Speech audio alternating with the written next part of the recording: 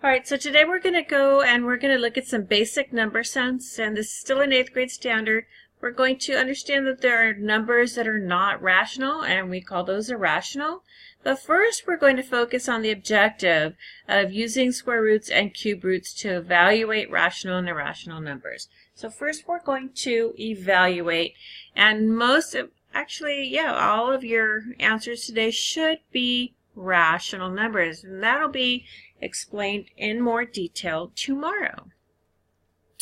Go ahead and copy down your objective. This should be page 11 in your table of contents, and you should be calling this square and cubed roots. So this is square and cubed roots. And my writing is really terrible on this board, but it's okay. All right, so go ahead and copy down the objective, number 11 in your table of contents, square and cube roots, and when you're ready, push play, and we'll get going. Okay, so I'm going to explain a couple things. Here we have two roots, okay? We're trying to find the square root of 16, and here we're trying to find the cubed root of 216. So this page, I just want you guys to copy these two down, and we're going to label them. We're going to call them what they are. Okay, so I'm going to highlight this right here. This thing here is called the radical. So we also call it the root or square root. So I'm going to go ahead and draw an arrow to that, and we call that the radical. Okay. And the number underneath the radical sign is the radicand. And this is just some terminology that when you take your state testing, they may say radical and radicand. So we know that we are discussing the little hat, I call it the hat, that is the radical. And then the number underneath the hat, or the radical, is the radicand. This is a square root because there's no number here. When we have a number, like we do here, this is referred to as the index. So we can have a number, any number as the index. This is telling me that we're looking for the cubed root. Okay, and this without anything at all is the square root, or 2. So what this means is that we need a number times a number, and that answer will give us the square root of 16. 2, 2. This 3 tells me that we're going to have a number times a number times a number, and these numbers are the same, okay, is going to equal the cubed root of 216. So this number multiplied by itself 3 times is going to give me 216. This number multiplied by itself twice is going to give me 16. Okay, so this is just informational. We're not actually going to solve these two here, but you can. And we're going to go on from there. Make sure you have all of this copied down. This is some really good information. It should be in your notes. Page 11. Square and cubed roots. All right, so we're going to move on. Here I have 3 radicals. There's no index, so I need a number that multiplies by itself, and it's going to equal 49. So I'm going to give you tomorrow, when you come into class, a list of roots. But it's really a good thing for you to try and memorize these numbers. So what times what is going to be 49? So dig deep. Maybe look at your charts, your multiplication chart, because you'll have access to that, and think what times what is going to equal 49.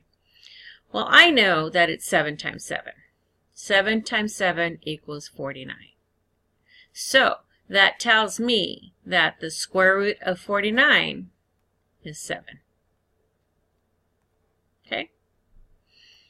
Same thing with 81. I need to know what times what is going to give me 81. Well, I know off the top of my head two numbers that I multiply together and they're going to equal 81. So take some time, go to your multiplication chart, and see if you can figure this out. What you say? 9 times 9 is 81. That's correct. 9 times 9 is 81. So 9 is equal to the square root of 81. Try this last one on your own. Push pause, answer it. Give yourself a second or two, and the answer will be there. Did you get it? Square root of 25 is 5. 5 times 5 equals 25. So tomorrow you'll be getting page 11, and it's going to look like this. This is your perfect square roots chart, 1 through 50. I'm going to give this to you, but I want you to practice and see how many you can memorize. 50 is a bit much, but I would say if you memorize the first 20, you should be good. So 1 through 20, up to 400. From there, we can probably figure out the rest, but I'm going to let you use your square roots chart when you need it for your work. So this is going to be number 11 or number 12 in your table of contents. Perfect root chart or square root chart. Easy peasy, right? Now we're going to work on some cubed roots. Okay, and cube, when we talk about a cube, we talk about a three-dimensional figure, right? This is a cube. Let's see if I can draw a cube. I'm not really good at these. But this here is a three-dimensional figure. We call that a cube. This is a 3, so we are looking at a cubed root.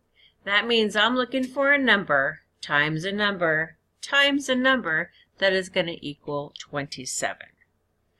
Okay, so you should probably, and this is a lot harder because it's not really going to be something that you can really pop up or look at your multiplication chart and know that you're multiplying it 3 times and it's going to be 27.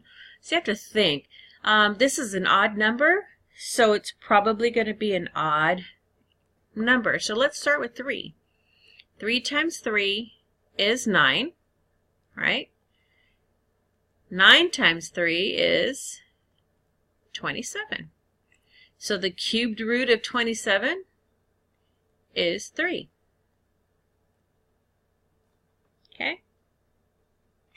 This one here, what times what times what is going to equal 8. So what do you think is going to equal 8? It's probably a small number, right? So if 3 was 27, it's got to be smaller than that. Let's try 2. 2 times 2 times 2. 2 times 2 is 4. 4 times 2 is 8, right? So the cubed root of 8 is 2.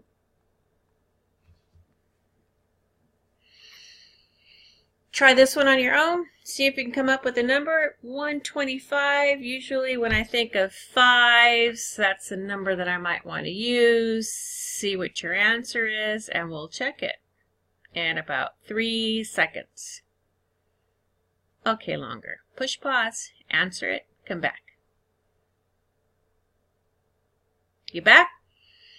Again, so 125, I think quarters. I think $1.25. When I think quarters, I think multiples of 5, right? You don't want to say 25 because that's going to be too big. So let's start with 5 times 5 times 5. 5 times 5 is 25. Oh, and what's 5 quarters? It's $1.25. So 5 times 5 times 5 is 125. So the cubed root of 125 is 5. I'll be giving you this. This is going to be page 13 in your table of contents. It's a perfect cube roots chart from 1 to 50. I recommend you memorize the first 20 and make sure we cut and paste this out tomorrow and glue it into our spiral notebook. So have your spiral notebook in class and we will be ready to rumble. On Thursday, you're going to be going into the into the computer lab. We're going to be doing some iExcel. So I just want to remind you to log into iExcel. You're going to use your username, and that's the same username that you log into the Chino, your computer in Chino.